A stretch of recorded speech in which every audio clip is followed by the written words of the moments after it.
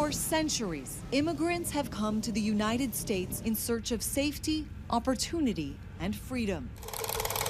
Early settlers came by boats from Europe, and since 1886, those arriving in New York City's harbor have been greeted by the Statue of Liberty. Inside, emblazoned on a plaque, are the immortal words from poet Emma Lazarus: "Give me your tired, your poor, your huddled masses, yearning to breathe free." To millions of hopefuls, this is why they still come. Today, large groups of migrants arrive in New York City on buses, much of them from Texas. Hace 4 días llegamos. Like those who arrived before them, they have little more than the clothes on their backs. We're here because in my country there was a lot of problems. But not all are received with open arms, as a mass movement has communities questioning if they can handle the record influx.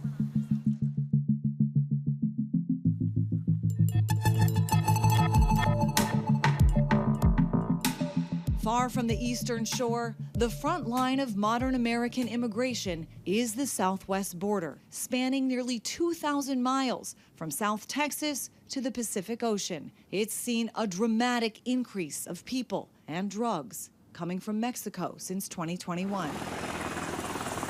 In fiscal year 2023, U.S. Border Patrol reported more than 2 million migrant encounters at the southern border. That doesn't include so-called gotaways, people who slipped through undetected or avoided detention. Doing document checks, vehicle checks. At the nation's border checkpoints, thousands of pounds of drugs are also seized, including a frightening rise in the deadly synthetic opioid fentanyl. But those known to law enforcement only represent a fraction of the narcotics smuggled in to the United States. Maverick County, Texas Sheriff Tom Schmerber has seen a lot in a decade as the top cop, but never anything like the current situation in Eagle Pass, Texas. It's completely different. We need help. I know that the Border Patrol is being overrun. Schmerber says many immigrants self-surrender, like this group that waded across the Rio Grande to claim asylum. A large number of them will remain on U.S. soil, sometimes for years, before their case is ever heard in court. Most are looking for work deeper inside the United States, where the sheriff predicts the cities will have to figure out where they fit in. Whatever's coming through here, the people that are up there in the north, comfortable, all these immigrants are heading up there. Eventually, they're going to have problems. These migrants are taken to a hotel in San Antonio, where they receive assistance from Catholic Charities after their grueling journey.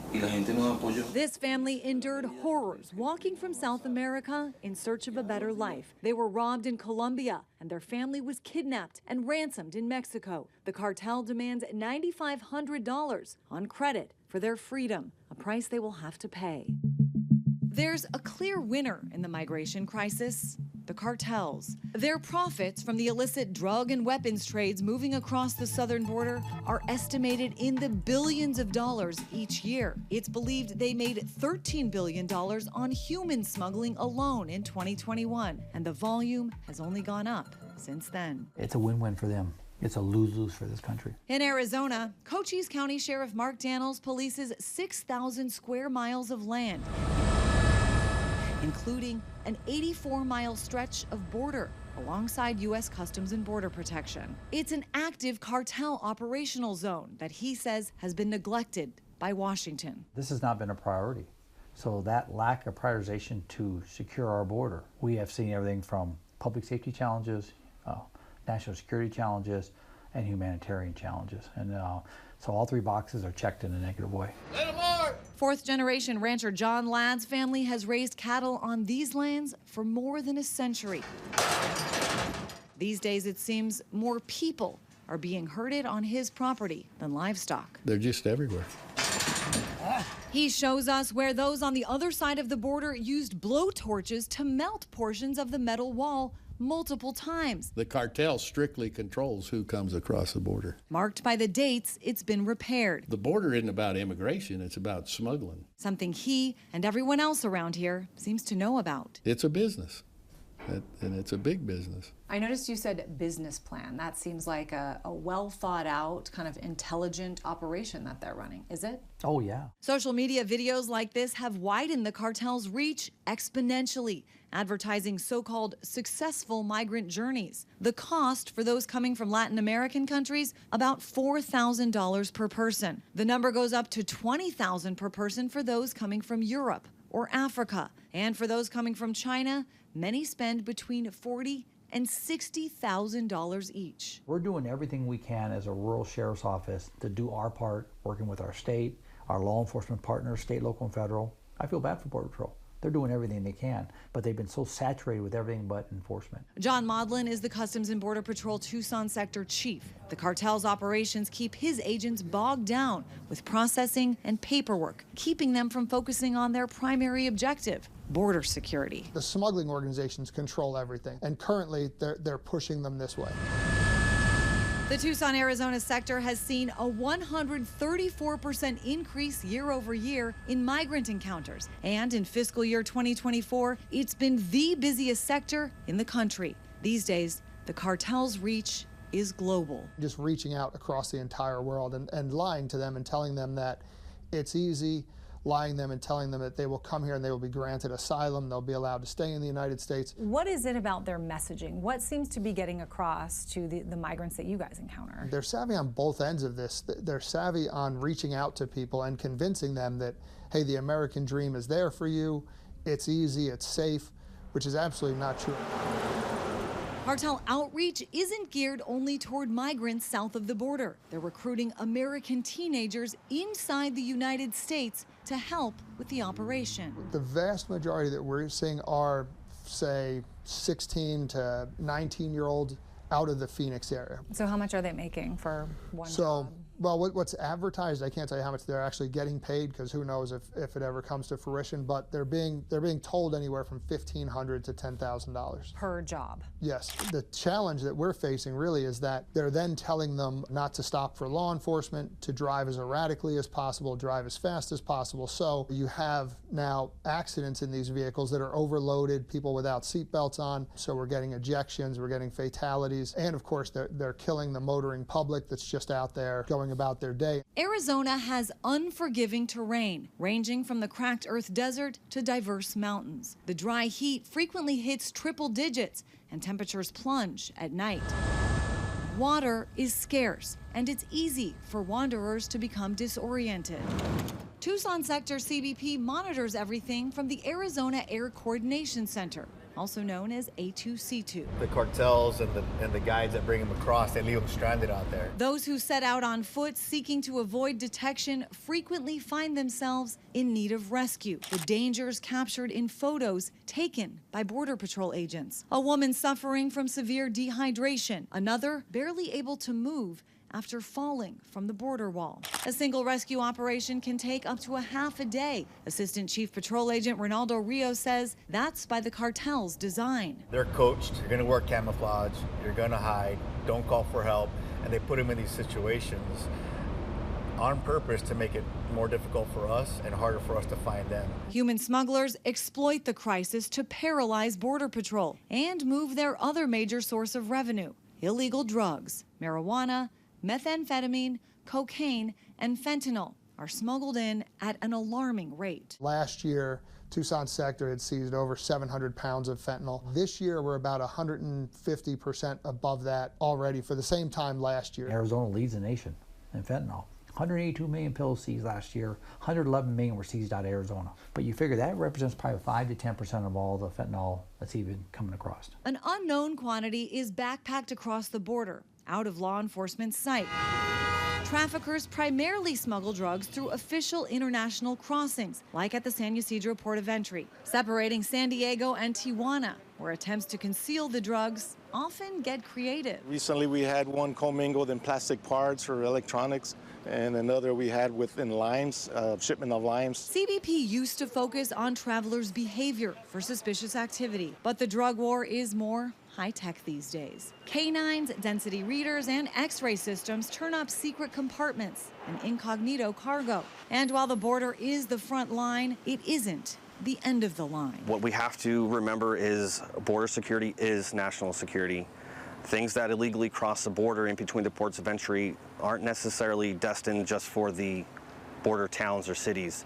A lot of times we'll talk to folks and their final destination is much in the interior of the U.S. Fentanyl and other synthetic drugs trafficked across the border are blamed for 150 deaths in the United States every single day. The Drug Enforcement Administration says it's increasingly being mixed with other drugs to increase their potency and pressed into pills made to look like legitimate prescription opioids. In June, FBI Director Christopher Wray headlined the threat in his request for more funding for the agency. We continue to see the cartels push fentanyl and other dangerous drugs into every corner of the country, claiming countless American lives. The Bipartisan Commission on Combating Synthetic Opioid Trafficking estimates the cost of the opioid crisis in the U.S. at over $1 trillion each year. Cartels are winning. We have thousands of Americans dying every day. They don't care about America. They don't care about addictions. They don't care about us.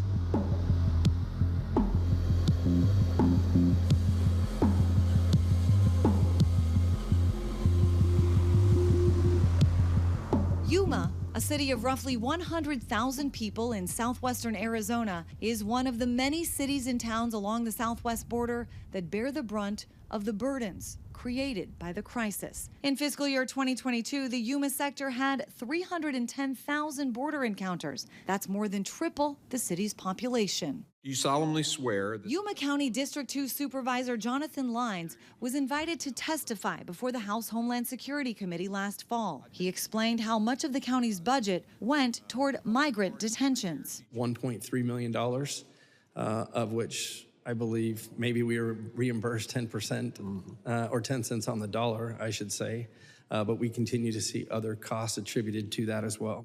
Emergency services were among the hardest hit. Line says the 911 dispatch center routinely received calls from migrants asking for rides from the border, and first responders had to respond to calls that weren't true emergencies, taking resources away from where they were needed. But perhaps nothing compares to the drain on Yuma's hospital. We have one local hospital that is a community hospital. It's a land grant hospital with a board, and they have disproportionately borne a cost of more than $26 million that has not been reimbursed. Dr. Robert Trenchell is the president and CEO of Yuma Regional Medical Center. It's not a small number, it's a big number. Especially for the hospital of its size. Yuma Regional has 400 beds, and its primarily payer source, 85%, comes from Medicaid and Medicare. Attempts to recoup that money have hit a dead end. Many of those cases were deemed non-billable from state Medicaid for a variety of reasons, none of which were ours. But we've not recovered any of that money, and it basically goes in the books as a loss. And it's more than just the financial hit. The hospital has been forced to prioritize care to handle the influx. For those anxious to see a doctor, that can mean waiting, rescheduling, or going to another hospital far away. We're the only hospital within 3 hours, 180 miles, that does what we do. If we don't take care of individuals, they've either got a 180-mile trek or a 3-hour drive to get there. So we have to take care of individuals. Trenchell wants Americans and Washington to understand the impact the migrant crisis is having on the healthcare system. If this influx is going to be allowed to happen, then there has to be a payer source. There has to be resources for this. We're blessed here, that we've been able to accommodate the volume, but we can't do that on a continuous basis. It's totally unsustainable for us. El Paso, Texas shares the border with Juarez. It's a major port of entry into the United States where migrants regularly cross and surrender to the Border Patrol. The city has experienced surges on and off since 2018, sometimes overwhelming its shelters and forcing migrants to sleep on the streets. If we had volunteers, we believe we could work out the finances, although it's challenging, to open some more shelters. Many of the migrants have little or no money and few options for continuing their journeys inside the United States. But in 2022, migrants across Texas suddenly had a new option: charter buses and flights to major self-declared sanctuary cities. That April, Texas Governor Greg Abbott hatched the plan amid his policy feud with the Biden White House. They themselves have been putting these migrants on buses to San Antonio. So I said, I got a better idea. As opposed to busing these people to San Antonio, let's continue the ride all the way to Washington, D.C. The first charter bus arrived near Washington's Union Station. It was the first of many. New York City, Chicago, Philadelphia, Denver, and Los Angeles started to receive regular drop-offs. And by January of this year, Texas had transported more than 100,000 migrants out of the state. The number represents only a fraction of those migrants living in shelters and detention centers in cities and towns across Texas. But it was enough to force those cities to make substantial sacrifices. We did sit down with agency heads yesterday and ask them to start preparing to evaluate ways in which they can absorb $180 million of cuts in the 2024 budget. In January, Denver Mayor Mike Johnston told city council members a tipping point had been reached, and it could not accommodate every asylum seeker. We do not have space to add more folks that arrive, nor do we have staff to support them, nor do we have resources to support them. That forced Denver to contract its own buses to move migrants to other cities within the country. Denver has provided services to more than 42,000 migrants since 2022 at a cost estimated at $42 million. In 2022, that meant dipping into the city's contingency fund. And in 2023, a new border crisis response fund was created. Originally budgeted at under $10 million for fiscal year 2024, City Council voted to increase that number by $25 million, offset by cuts to other city agencies. The country's third most populous city, Chicago, was not prepared for the impact the migrant arrivals would have. By November 2023, 4,000 migrants had to sleep in police stations, another 1,000 in airport terminals, and hundreds were on the streets due to lack of shelter space. Earlier that year, city leaders voted to approve $51 million towards sheltering and care. While many in the city expressed a desire to help, the huge sum has caused mixed emotions for the city's residents, whose neighborhoods were already in need. I know it's right to want to help other people, because as Black people, that's what we do. But when the hell are y'all gonna help us? Migrant relocation costs topped $275 million in 2023. The city has only budgeted $150 million for migrant costs in 2024, a figure that is expected to go over budget. To date, Chicago has spent more than $400 million addressing the crisis. New York City is the ultimate city of immigrants, with nearly 40% of its residents foreign-born. But even a city that houses 8 million people has been stretched to the limit by the surge in arrivals. Mayor Eric Adams vowed to welcome asylum seekers with open arms, but he quickly grew frustrated. We're at the breaking point. There is no more room. Nearly 200,000 migrants and asylum seekers have been processed in the city since April 2022. Asylum seeker costs topped $1.5 billion in fiscal year 2023. More than $4 billion are budgeted for fiscal year 2024, and nearly $5 billion are budgeted for fiscal year 2025. This migrant family arrived in Midtown Manhattan. They fled from the Western African nation of Angola over safety concerns. Yeah, he threatened my mom, and he stole her money.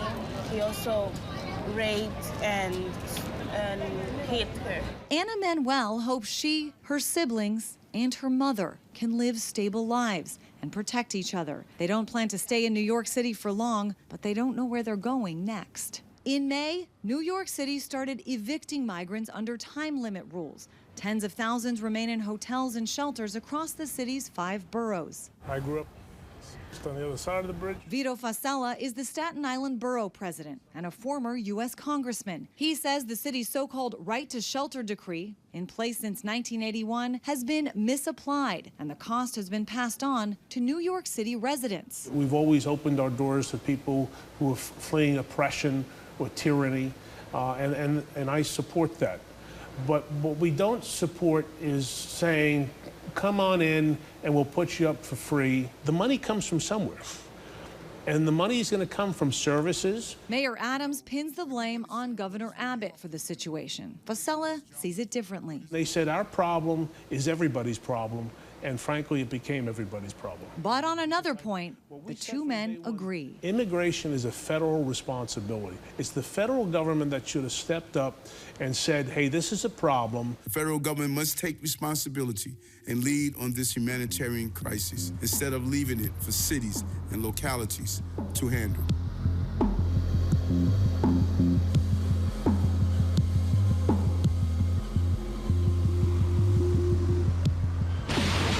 With war raging on two fronts in late 2023, President Biden made a rare Oval Office address asking Congress to allocate billions of dollars in security assistance to Ukraine and Israel. We can't let petty, partisan, angry politics get in the way of our responsibilities as a great nation. With Republicans in control of the House, they told President Biden no deal unless the southern border was secured. We want to help Ukraine and Israel, but we've got to have the Democrats recognize that the trade here, the deal is we stop the open border. Biden agreed to negotiate, and in early February, a bipartisan group of senators emerged with a plan they said would reassert control of the border, enhance security, fix the asylum system, and support border communities. Senator James Lankford represented Republicans at the negotiating table. We're not getting everything we want in this bill, and some folks have said, I want everything or I want nothing. And so if we don't pass this and we don't move forward to even debate it today, we'll end up with nothing in the same status quo that we have. The bill never made it out of the Senate after former President Donald Trump told Republicans to vote against it. Aid for Ukraine and Israel. On this vote, the ayes are 311 and the nays are 112. The bill is passed. Ultimately passed without a border deal. Trump celebrated the bill's defeat on the campaign trail. We crushed crooked Joe Biden's disastrous open borders bill. Crushed it. After the bill's demise, Biden attempted to flip the script on Republicans in his State of the Union address. And if my predecessor is watching, instead of paying politics and pressuring members of Congress to block the bill, join me in telling the Congress to pass it.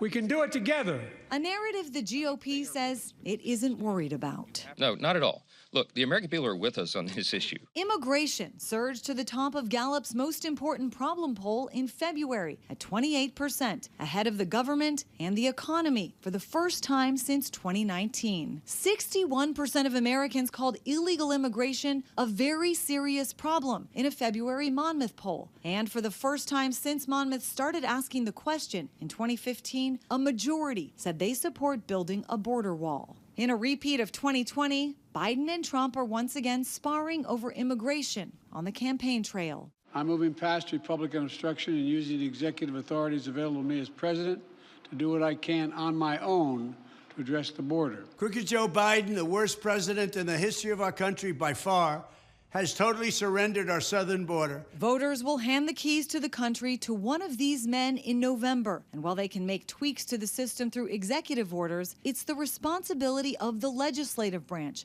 to craft a functional, all-encompassing immigration strategy. David Beer is the director of immigration studies at the Cato Institute, a libertarian think tank headquartered in Washington. The most important thing that Congress should be focused on is the legal immigration structure. This meager system that we have is so dysfunctional now that no one really believes that it's a viable option. We're processing people for green cards who applied before 9/11. Remind us why we need more legal immigrants in this country. We don't have enough workers and a labor shortage of about 8 million people right now, 8 million open jobs in the economy that could be filled by immigrant workers if they had legal authorization to work in order to fill those jobs.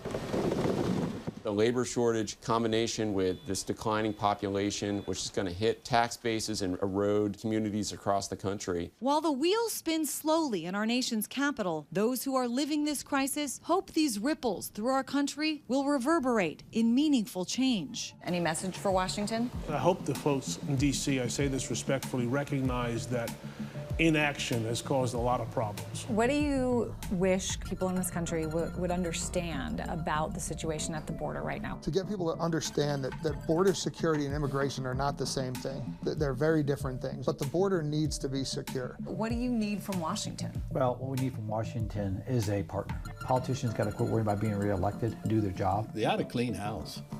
Some of these people have been in there way too long, and nothing happens. What is your message for people who are concerned about people from all over the world coming to New York?